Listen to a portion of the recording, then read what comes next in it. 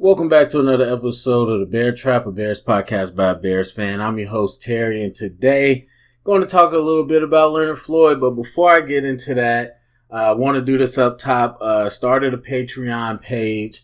For those that don't know what that is, there is a link in the description. You can click to go there. There's more information about kind of what it is. But it's a way for people to support creators that they want to support. So it's kind of a monthly type thing where you could donate as much money as you want a month. And yeah, it helps people that create content continue to create.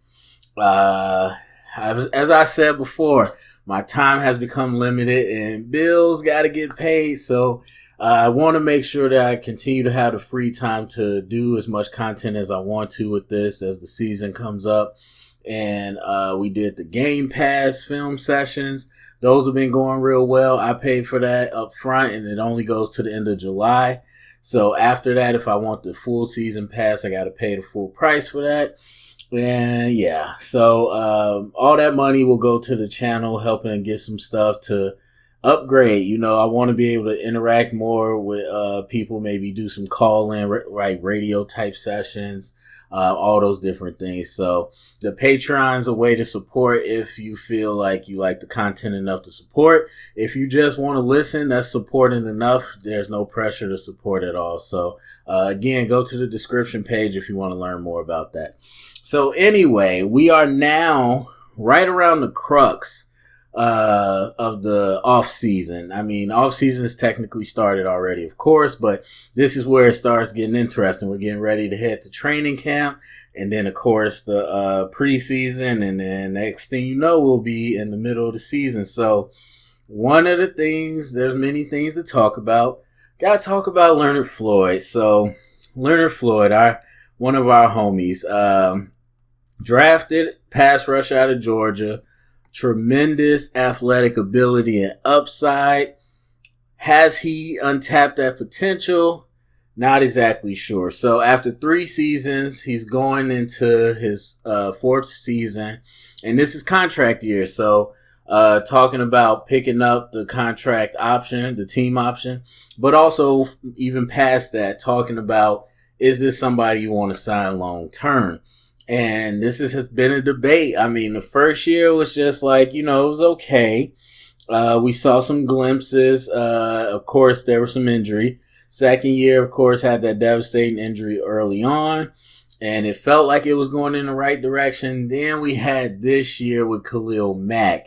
And this is where my issue comes into play. Now, I've said my feelings on Leonard Floyd many a times.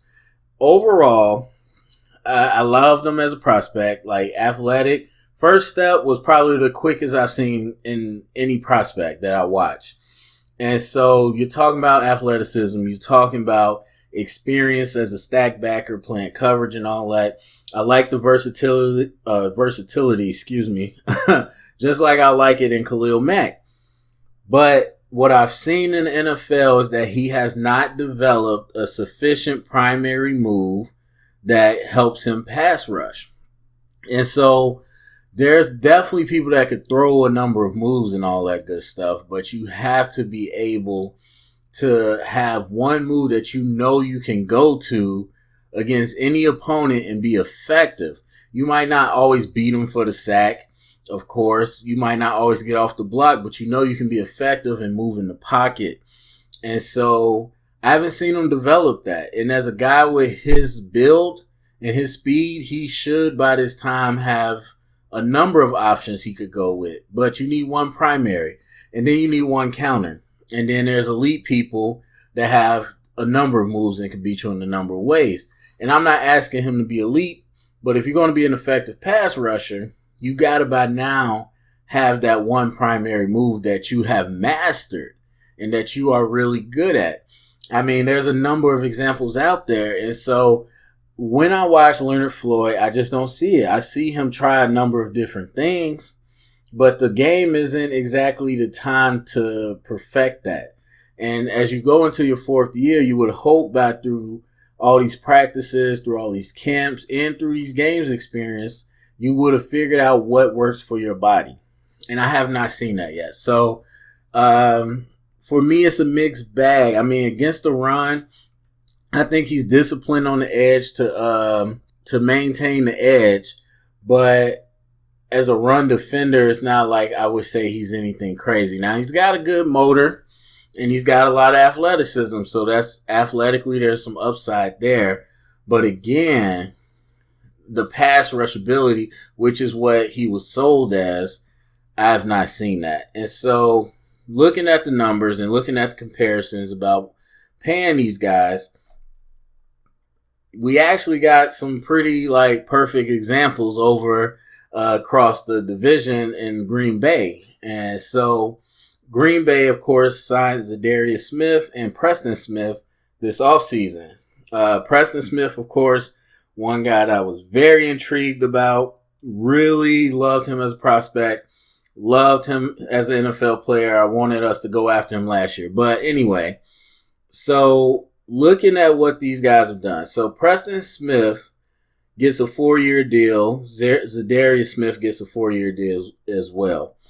And so Preston's deal is for $52 million. That's the base. And of course, you got all the different things in it, but 4 years, $52 million. And then you got Zadarius, who's making 4 years, $66 million. And so that's around the market we're looking at. These are recent contracts. These are similar positions. Preston Smith was a first rounder. Zadarius was not. He was a late rounder, but still produced. And so when you're talking about where they were drafted, what position they play, and how recent it is, these are probably your best bet contracts because they both played 4 years already, and Leonard Floyd is going into his 4th year.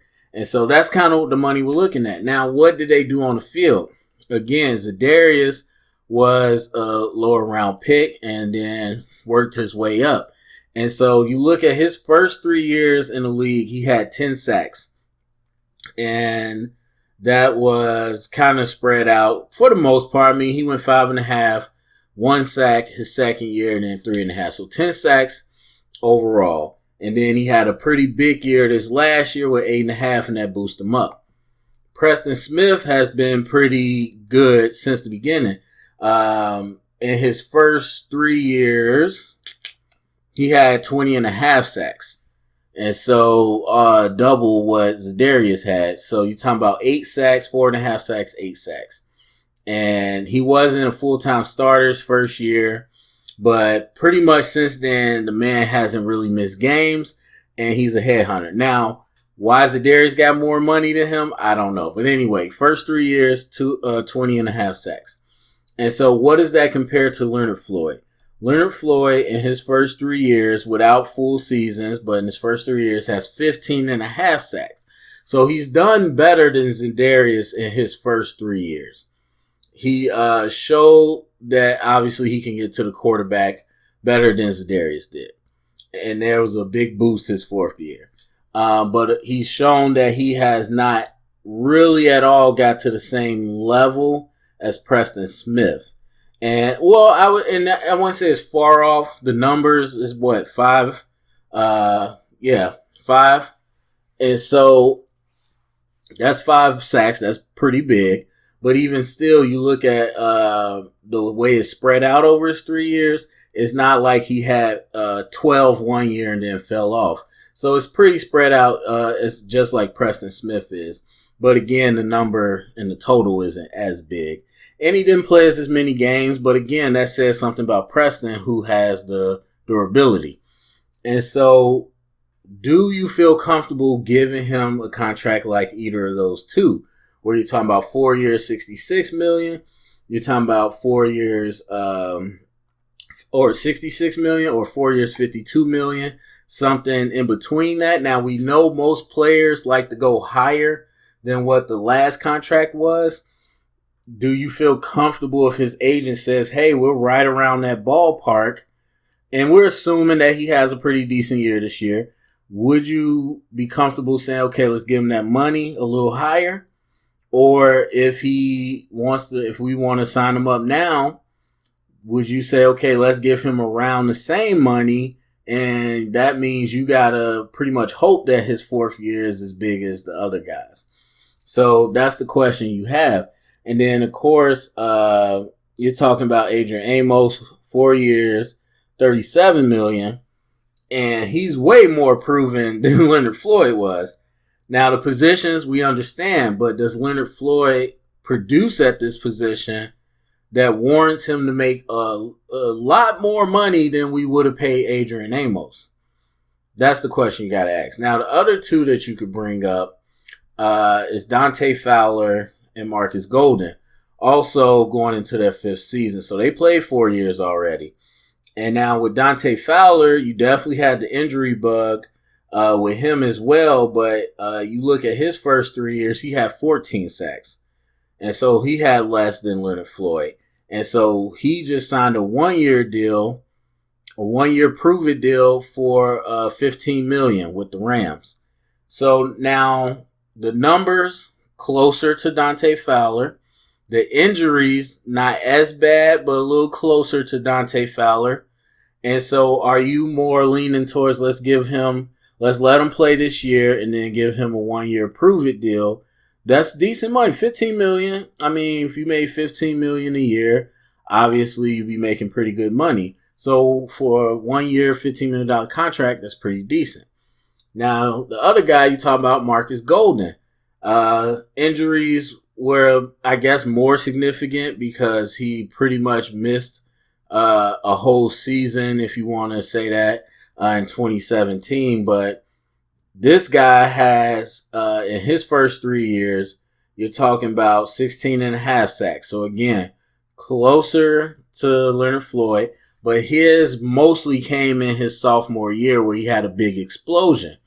And then he was hurt, and then you didn't really see that in 2018 as they changed the system. So is that the system? Is that him? Who knows? But he's got a 1 year prove-it deal for $5 million. Now, I would venture to say that's due more to his injury and his lack of availability. Because when I look at Marcus Golden versus Dante Fowler, Golden had the most potential out of, as far as what he did in a season, but Fowler was a little more consistent because he wasn't as hurt. And so that's the question that you really got to weigh. So Leonard Floyd, when you're talking about Zadarius Smith, Preston Smith, Dante Fowler, Marcus Golden, I feel like Leonard Floyd lands smack in the middle. He hasn't missed an egregious amount of time, and he hasn't had as good of numbers as the best guy in the group, but he hasn't had as bad as number as the worst guy, and his numbers have been pretty spread out. So here's where the rubber meets the road for me. You brought in one of the top pass rushers in the league. And don't forget, we all Khalil Mack, all that, but don't forget, that came out of nowhere. Before that happened, before we even thought about that, we were looking at Leonard Floyd like this is your third year. Can you be healthy? Can you take over the pass rush? And I've said it and I've showed it. I don't want to argue about it. Outside of Khalil Mack, we don't have a great pass rush. And so you're talking about us coming in without Khalil Mack. We were looking at Leonard Floyd to be that guy. Now, he got Khalil Mack. That's a blessing. Oh my God, I got Khalil Mack on the opposite side, how much attention he's going to bring and how much pressure he's going to bring. Not just the attention, because a lot of people go to that first. They're like, okay, they're going to put a lot more attention on him so I get more one-on-one matchups. Now, that's true, 100% true.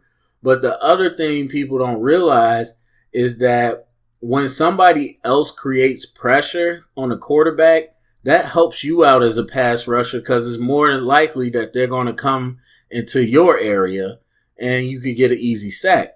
Like, people look at numbers and think like, oh yeah, they killed the tackle and got a sack. No, sacks are not created equal. Sometimes you get a wide open stunt. Sometimes the quarterback holds the ball too long. Sometimes quarterback runs right into you. Sometimes somebody misses a tackle when he goes into whatever. So the more pressure that is created overall, the better everyone's chances to get a sack. And so you got Khalil Mack. You had this whole thing of like, I don't have the pressure anymore. I can go one-on-one most times. I mean, yeah, they use some a little more in coverage because we like to play coverage, or we did with Fangio. But still, when you got those opportunities, you had to go. And we know Khalil wasn't full, like 100% every snap. And so there's times when Aaron Lynch or someone else was on the field, and you can see that Leonard Floyd could do some things, but he wasn't the same force.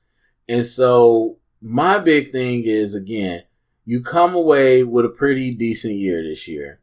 You come away with, 4 sacks. Not ideal, but decent. But when you had Khalil Mack on the other side, it's not like Khalil, was starting over him. The number of snaps Leonard Floyd got was not affected by Khalil Mack. You get to go out there and pass rush just like him. You only get positive from having him on the field. And so when you opposite a pass rusher like that, you don't have the attention, you don't have the pressure to produce as much, and you got the one-on-one matchups. 4 sacks is not enough for me. And you look at an example, which can be kind of different, but still in the same area, I think. You get Bradley Chubb out of the Denver Broncos, who's now kind of our sister team. But you get Bradley Chubb coming in as a rookie. Now, we know he had number 1 overall talent, but he didn't go number 1. And he was higher, of course, than Leonard Floyd, but both were top 10 players. And so Bradley Chubb comes in and gets 12 sacks opposite Von Miller. Now, I've done the rookie breakdowns. You could check that video, Bradley Chubb. I think Bradley had level 5 hand technique. Absolutely a technician. When I did his rookie film, I was surprised to see he didn't use a lot of technique. A lot of it was bully ball. And I mean, he didn't even really use the pass rush moves that I know he had. And so I don't want to hear really a talent gap because, again, they're both high round picks, first round picks. And as much talent as I think Bradley might have, he didn't really use it. He kind of bully ball people. And then, of course, the twists and the stunts and stuff. So do I say, yeah, Leonard Floyd needs to have 12 sacks because Bradley Chubb had it? No, not exactly. But you look at that kind of difference where you got an all-pro pass rusher on one side, the pressure it takes off of you, and the ability to let loose. And again, Leonard Floyd played in his 3rd season. I always tell you, in the draft, 3 seasons was when you evaluate a player. At least 3 seasons. You never know what could happen rookie year. And in the 2nd year, they might adjust, they might not. But by the 3rd year, that's usually when you have a good indicator. And so I tell you, in his 3rd year, I would have liked to see more. Now, he tries different things. He tries to spin. He tries to rip and lean. He tries the long arm. He tries the quick defeat. I've seen him try stuff. I would just like to see him be better at it. Bradley Chubb is a rookie. Okay, you didn't try much because you're trying to test it. You're trying to use your athletic gifts. I get it. Now let's get better. You're a rookie. Leonard Floyd was in his 3rd year. I got to see more. So what does it all come down to? What would I say? I'm going to give you the honest truth. I'm not 100% sold either way, especially without seeing this season. And I'm not going to expect anybody else to be 100% sold either way. But if I had a gun to my head and I had to choose right now what I would do,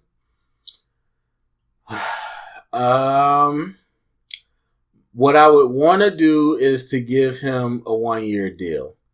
Do I think his market would be a lot better if he hit free agent than a 1-year deal? Yes, I do. So what would I offer to be competitive at least? I would probably offer a 2-year deal. I give him a 2-year deal with decent money. So the yearly rate would probably be bumped up, kind of like Dante Fowler.